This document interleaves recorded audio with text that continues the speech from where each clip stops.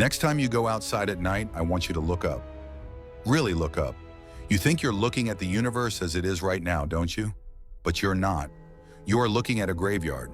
You are looking at ghosts. Here is the terrifying and beautiful truth. If the sun were to suddenly vanish, just blink out of existence, we wouldn't know about it for 8 minutes.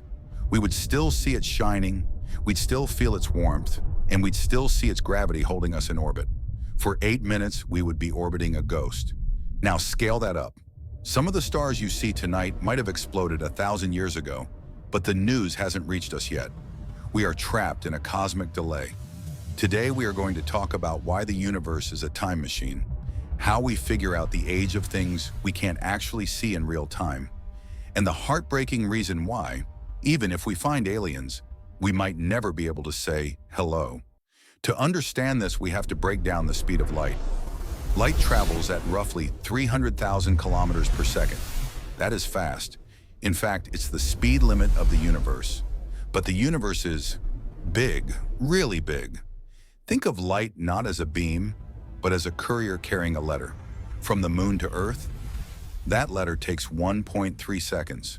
From Mars, it takes about 3 to 22 minutes, depending on orbit. But from the nearest star system, Alpha Centauri, that courier has been traveling for 4 years. When you look at the Andromeda galaxy through a telescope, you aren't seeing it as it is today. You are seeing light that left Andromeda 2.5 million years ago.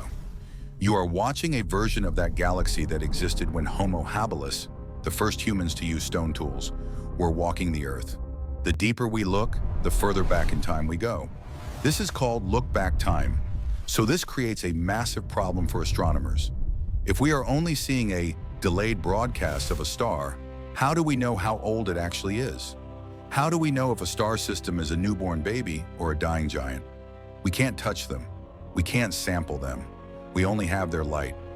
We use a technique called spectroscopy. We take that ancient light and we split it open. Think of a star's light like a barcode. By reading the lines in that light, we can tell what the star is made of: hydrogen, helium, iron, and how fast it's burning. We use the Hertzsprung-Russell diagram. It's basically a life chart for stars. Even if the light is 5,000 years old, the physics of the star tells us its life stage. If it is blue and bright, it's young, hot, and burning fuel fast. If it is red and dim, it might be an old dying giant. We also use gyrochronology. That sounds like sci-fi, but it just means rotation dating. Young stars spin fast. As they get older, they slow down, like a spinning top losing energy.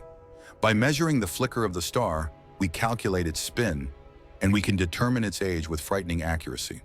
So even though the video feed is delayed, the physics inside the video tells us exactly where that star is in its life cycle. But here is where things get existential. This time delay affects our search for life. Let's say there is a civilization in the Whirlpool galaxy, about 23 million light years away. And let's say they have a telescope powerful enough to see the surface of Earth. If they look at us right now, they don't see skyscrapers. They don't see the Great Wall of China. They don't see us. They are seeing Earth as it was 23 million years ago. They are seeing the Oligocene epoch. They see giant mammals and early jungles. They have no idea we exist. And the reverse is true. If we point our James Webb Space Telescope at an exoplanet and we see biosignatures, chemical signs of life, we are seeing evidence of life that existed in the past. We look for things like oxygen and methane in the atmosphere, but because of the distance, that civilization could have risen, built an empire, and destroyed itself in a nuclear war 500 years ago, and we wouldn't know it yet. The light of their destruction hasn't reached us. This is the tragedy of space.